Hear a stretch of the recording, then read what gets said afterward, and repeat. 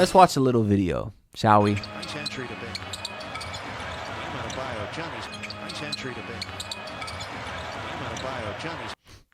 $35 million. $35 million.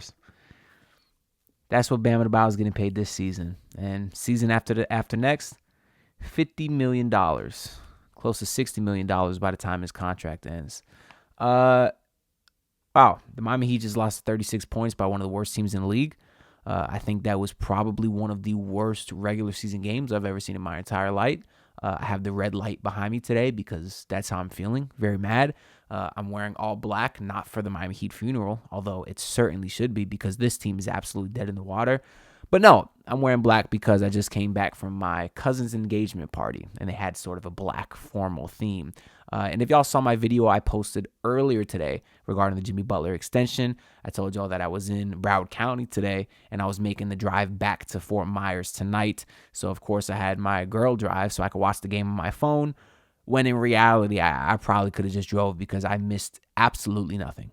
I mean, this game versus Utah Jazz was almost an exact replica of the Indiana Pacers game because the Heat really got blown out from start to finish. I think the Heat might have had a lead a little bit early in the game, but they got down 9, I think, in the first quarter and never really made any ground. I don't even know what I want to do with this video. I don't know what I want to do. Do I want to crash out? Because I'm certainly pissed, but I also really don't give a shit anymore about this roster. I really don't. Now, of course, I still care about this team. That's why I'm pissed. But I don't know where I'm supposed to go because, quite honestly, this team is fucked. They're fucked. And it's just ridiculous when you think about the change in vibes from a week ago. Of course, when the Heat had that game versus the Houston Rockets, that's the win they had on the road. That's probably the most lit I was after a game in a long time. I was thrilled. I was very excited. And I said, we know this Heat season is a roller coaster full of ups and downs. Not just this season, really, this just Heat core in general, right? They've been a roller coaster for years now. And I said, I understand I'm happy now, and we'll probably have a down time coming very soon. But who the hell could have thought it would be this low? Seriously, since that time, you've had a Jimmy Butler trade request. You've had things get very ugly between him and the front office. And you've essentially lost all your hope between the young guys on your roster. Tyler Hero wasn't good today, but I don't really want to get on him for tonight because he's been great all season. He should still make the All-Star team, although tonight didn't necessarily help his case, but whatever. He's been great. But Bam Adebayo, man, he is turning into one of my least favorite players in Heat history. He's awful relative to his contract, and it pains me to say because I truly love Bam Adebayo. For a very long time now, I've had his picture. It's actually a signed photo of him right behind me here on the wall. I love Bam Adebayo. And defensively, I always said he was the best in the league. I said people don't understand how great he is on that side of the ball just because he doesn't get the statistics, but his impact on this team is sensational. And I'm not going to sit here and act like he hasn't had amazing moments throughout his Heat career. He's had sensational playoff games. He's had great games versus Boston in the playoffs in 2020. He was the best player in that series.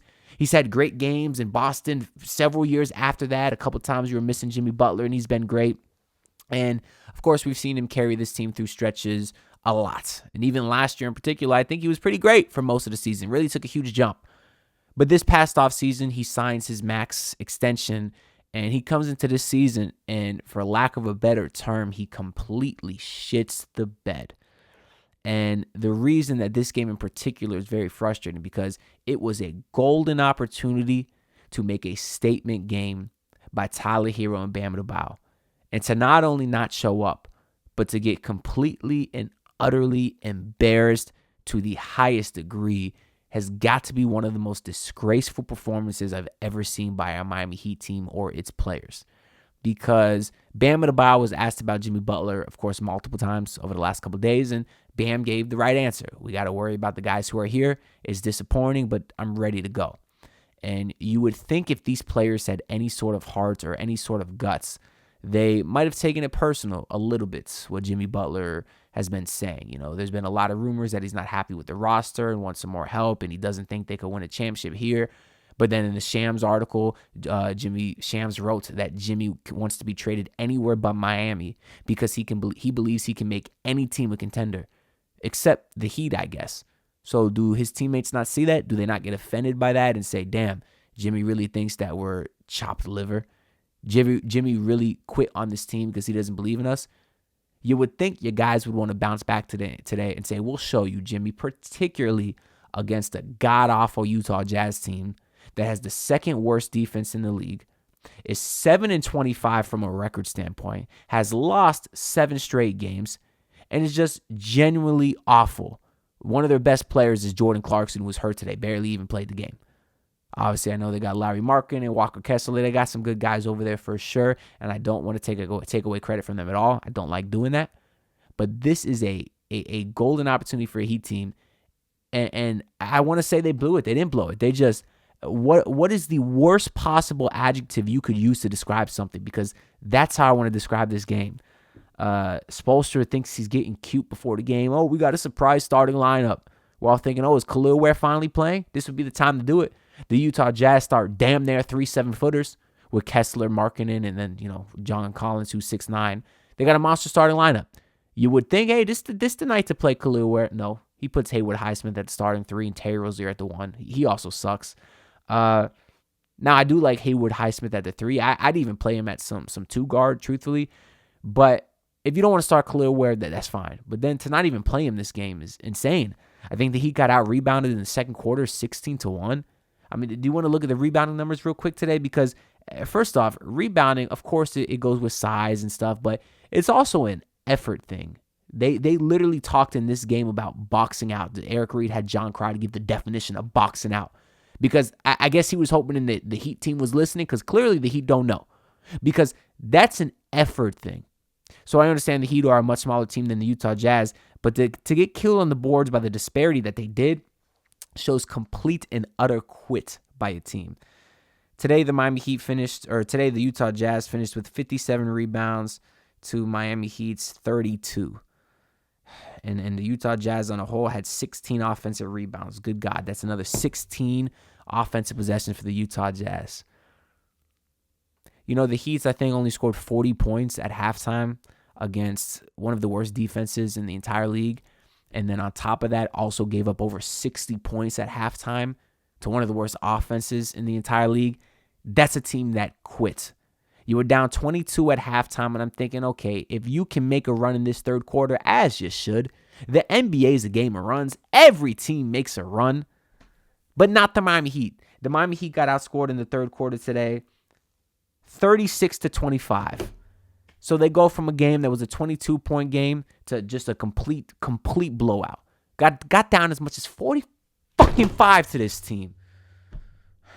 Let's go through the box score because I'm pissed. They started this third quarter, literally, Bam Adebayo split a pair of free throws because he can't shoot free throws no more.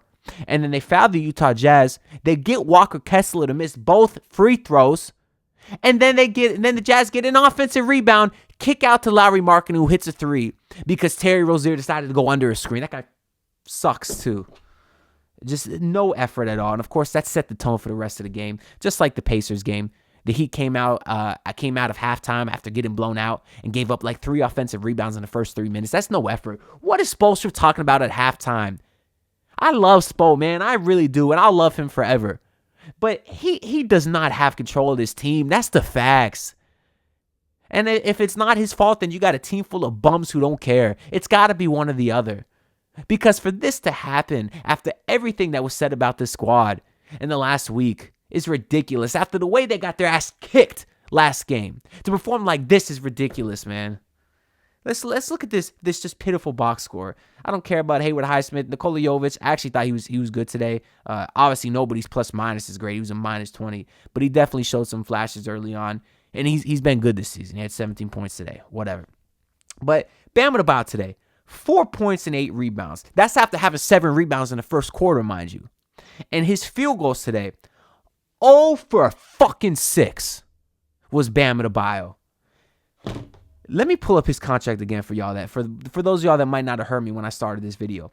Bam Adebayo this year is making $35 million, $37 million the year after that. Then has a then has a 3-year, $165 million extension kick in. That's going to pay him $51 million, $55 million, and $60 million the year after that at the age of 31 years old. Oh, but you tell people on Twitter, oh, Bam needs to do better. And they say, oh, you don't understand. He does so much on the defensive side of the ball. You have an untrained eye. I don't have an untrained eye. I've been watching basketball for 15 years now. I've been studying the game. I play the game almost every goddamn day. I know the game, okay? And I know that Bam is great on the defensive side of the ball, but when you getting paid that kind of money, when you have the whole front office saying that you the guy, saying that you the culture carrier, saying that you the next D Wade, you got to do better than this. And we've been very critical of Bam Adebayo this year because he's had a lot of stinkers like he had today. But you always have people excuse it as, oh, it's just a bad game. How you gonna criticize him when he's bad and then not say anything when he's good? Which is not true. I always give people credit when they have a good game. Last game, he actually had 20 points. The mid-range shot was falling. But to not do it in today's game is absolutely astronomically. I need to look up some adjectives here. I don't even adjectives for awful. Because that's what it is. That's what Bam Adebayo. I can't even think of the words. Here we go. Horrible, dreadful, terrible, appalling, horrendous, disgusting, shocking, obnoxious, offensive, nasty. I like offensive. That's how I feel today. That's how I feel watching Bam Adebayo. I feel offended that I would sit here and defend this guy year after year. And for him to come into a game like today, supposed to be the guy. 0 shots. 6 shot attempts. I am so done with him. I'm so done. This is a performance where if you were a head coach, you fire a guy. You don't let him on the plane ride back home or the bus ride back home. It's one of those performances. No more excuses. No more excuses for Bam Adebayo. Not tonight. Not against this trash-ass Jazz team, who I know is very big, and I know he's asked to do a lot out there. But 0 field goals is disgusting. There's no fucking heart from the guy. None. And they say he's the culture carrier. I'm offended that they would even tell us that as Heat fans. I really, really am offended. Getting outplayed by Walker Kessler today. To Bam's 4 points and 8 rebounds, Walker Kessler 14 points, 16 rebounds, 85% from the field. But Bam Adebayo is the culture carrier. My fucking ass. He fucking sucks. What else do we got? Tyler here today, 15.6 rebounds. He sucked today. You would have liked to see him bounce back for the same reasons that we were talking about Bam. No Jimmy. Tyler here wants to be an all-star. Oh, he took a major leap this season. Oh, do it today. Do it when you got you got the whole world staring at your roster. What the hell you going to look like without Jimmy Butler? First game of the new era. We are now in the post-Jimmy Butler era. He'll never play a game for the Heat again. I talked about that in this morning's video. So everyone's watching Heat. Oh, what is our future going to do today? It's Jimmy and Tyler, or it's Bam and Tyler. That's our future. And they respond with 19 total points on 4 of 18 shooting. That's our fucking future. Are you kidding me? Our future. Blow the whole team up. How can the front office watch this and watch this effort of the team? And then you had a report today, oh, the Heat still believe Boston is beatable. Okay, what about the Utah Jazz? Do you think they're beatable? Because you just got 40-pieced by them. Terry Rozier today had 8 points. He was 4-9. That guy is one of the most frustrating players I've ever seen in my life. And I watched Bam Adebayo play the game of basketball. You got a lot of minutes for the young guys today. That was fun. Kashad Johnson, y'all know he's my boy. Had some great plays late. Had a nice block early on when it was theoretically still a game. So Kashad got 7 points. Khalil Ware 12. I mean, Duncan and Hame, they got you some buckets late, but I don't care about those guys. It was nice to see Josh Christopher get some run too, 14 minutes from him. But I'm excited about a lot of those young guys, the Summer League squad. I think most of those guys have, or really all of them, I think they really have good NBA futures ahead for them. But if that's the case, you let it be now. Like, just play all those guys now because this Heat team's not going anywhere. But they don't want to tank. Why? Because before Jimmy Butler, you were stuck in mediocrity. And after Jimmy Butler, it looks like you're going to be stuck in mediocrity again. So why not just tank? Because today you were awful. And sure, the Heat might blow out whoever the hell they play next. I don't even know who it is. We'll check the schedule real quick. I do know they go on a West Coast road trip for a while, and then Jimmy's essentially suspended until that West Coast road trip is over. I guess 6 games from now. But the next game is Sacramento. Jeez. They got Sacramento and then Golden State on the back-to-back, so they got a day off, and then they're back at it Monday in California. So for all we know, the Heat could win those 2 games, but I'm not going to have any hope in them because they might lose the next 6 after that, because that's what this team does. Because our future is a bunch of average to bum-ass players. That's what our future is, depending on the night. They don't got no great players on this team. They don't. I don't know. I don't know if there's anything else I want to say about this video. I'm pissed. As Pat Riley said in a press conference a few years ago, he slammed the table. I'm pissed. You want to trend something? Trend that. Fucking sorry-ass team. I don't understand. With everything that was, I really thought they were going to come out with an inspiring performance. I really, really, really thought they were going to do that. No, I don't know. I'm going to stop rambling here. It's just, I'm trying to make sense of what we saw today. That's why I'm rambling, and I can't do it. I don't even feel like fucking bleeping this video out. Y'all might just hear the curse words on this one, because that's what this team deserves. Even John Crotty and Eric Reed had a loss for words. Anyways, I don't know. If you're optimistic about this team, let me know down below. It's very possible that I'm overreacting again, because there's a lot of that in these videos. When you get this instant reaction without time to process, you're going to get a lot of overreaction. That's just the reality of it. And this team is not as bad as they played tonight. I also acknowledge that, but I think they're average. That's what they are. The perpetual cycle. 3 games over 500, back at 500. 3 games over, back at 500. They're a playing team. That's the case. Blow the whole thing the hell up and start over. That's how you get out of it. Make sure y'all like and subscribe. I'm less than 50 subs away from 6K, which is dope.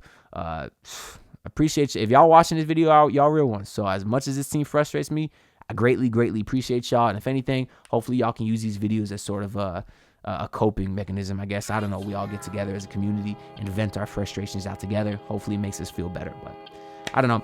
That's all I got to say for this video. I'll see y'all in the next one. Peace out, y'all boys and ladies watching. I appreciate y'all too. See you. Look, pull up in your city tryna get that dead face. Do it on my own, I don't need no dead weight. Had to kill him off, yeah, I need a head space. You know this homegrown bitch don't offend me.